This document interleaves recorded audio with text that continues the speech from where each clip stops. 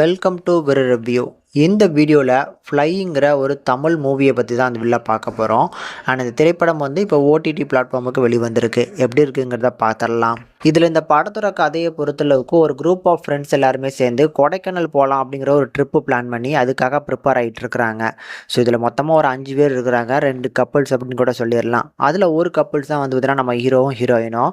So இவங்க இப்போ 2 பேரும் பார்த்தீங்கன்னா பிரேக்கப்பில் இருக்கிறாங்க. ஸோ கதிர் அண்ட் மோனி இவங்க 2 பேரும் சேர்த்து வைக்கிறதுக்காக தான் இந்த ட்ரிப்பை மேக்ஸிமம் பார்த்தீங்கன்னா பிளான் பண்ணியிருக்காரு நம்ம படத்தோட ஹீரோவோட ஃப்ரெண்டு.